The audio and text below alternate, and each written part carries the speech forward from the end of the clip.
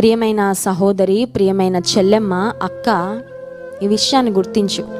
అపవాది కొరకు నీవు తెరిచే ప్రతి ద్వారము విశ్వాస జీవితంలో నిన్ను నిర్వీర్యం చేయడానికి అపవాది ఖచ్చితంగా వినియోగించుకుంటాడు. The devil will seize every opportunity to attack you in your life. నిన్ను నష్టపరచడమే వాడి ఉద్దేశం. దొంగతనమును, హత్యను, నాశనమును చేయుటకు వచ్చును కానీ మరి దేనికి రాడు. శాంటాక్లాస్లా గిఫ్ట్స్ తాడు దొంగ.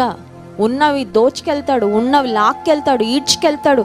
కనికరం, కరుణ, దయ ఉండదు దొంగకి. అపవాది కూడా దొంగ లాంటి వాడే. నీ దగ్గర ఉన్న బెస్ట్ థింగ్స్ వాడికి కావాలి. నువ్వు ఆనందంగా ఉంటే వాడికి ఇష్టం ఉండదు.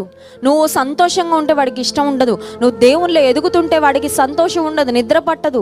నిన్ను ఎలా బలహీనపరచాలని అపవాది ప్రయత్నం చేస్తూనే ఉంటాడు. One attack after another, one strategy after another.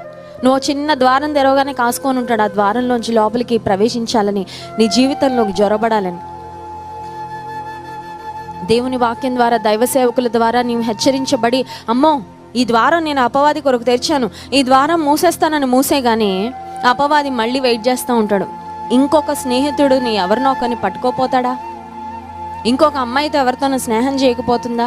వారి ద్వారా అయినా సరే మళ్ళీ ప్రవేశించాలని ప్రయత్నం చేద్దాం అనుకుంటాడు. సో అపవాది ఎప్పుడు ఏదో ఒక స్ట్రాటజీ వేస్తూనే ఉంటాడు, ఏదో ఒక పన్నాగం పన్నుతూనే ఉంటాడు, ఏదో ఒక తంత్రాన్ని నీకు విరోధంగా పన్నుతూనే ఉంటాడు. అందుకే దేవుని వాక్యం సెలవిస్తుంది, మనము అపవాది యొక్క తంత్రములను ఎరుగని వారం కాము. తెలుసుకో, ఆత్మ ద్వారా, ఆత్మ జ్ఞానం ద్వారా తెలుసుకో. మెళకువగా ఉండుట ద్వారా, జాగ్రత్తగా ఉండుట ద్వారా అపవాది యొక్క స్ట్రాటజీస్ను గుర్తించు. ప్రియమైన సహోదరి, నువ్వు గుర్తించకపోతే వెరీ సూన్ ఒకరోజు నువ్వు రిగ్రెట్ అవుతావు.